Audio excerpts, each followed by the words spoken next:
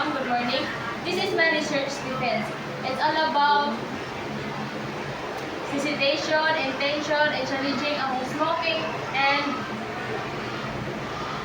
of Brayton student. Number 1, introduction. Background of the study. Smoking among adolescents remains a serious public health concern worldwide. Many great students initiate smoking at this stage, and while a significant proportion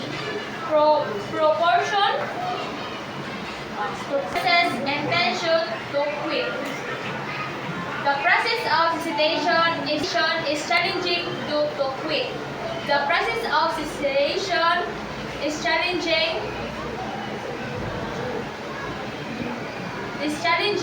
due to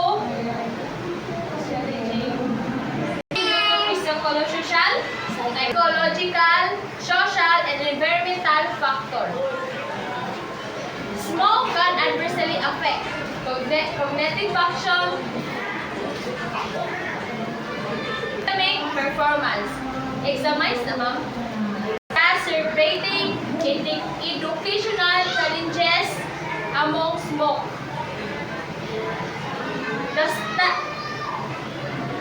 Challenges faced by youth. The study explores cessation, intention, challenging among smoke. Graded student and examines association with their academic outcomes. Statement of the problem. What is the prevalence of smoking and cessation intention among grade 10 students?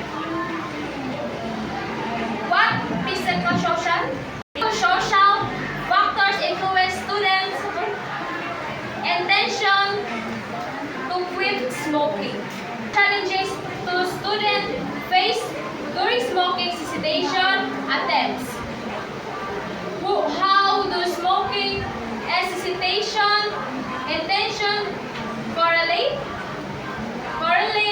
with academic performance? What interventions can support smoking cessation and academic success? Objective of the study. To measure smoking prevalence and cessation intention among grade 10 students. To identify physical social factors influencing quitting intentions. Challenges faced by students. To analyze the relationship between smoking behavior and academic performance.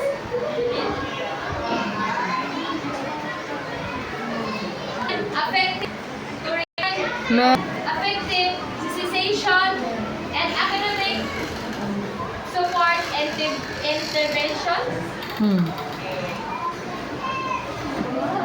The study. Results will be guide school health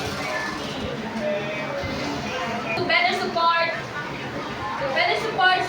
smoking cessation among adolescents and address related academic challenges contributing to help more successful youth. Of related literature. Students how the most advanced smokers express the intention to quit, but face difficulties Due to addiction, fear, influence, stress, and lack of support. Hmm.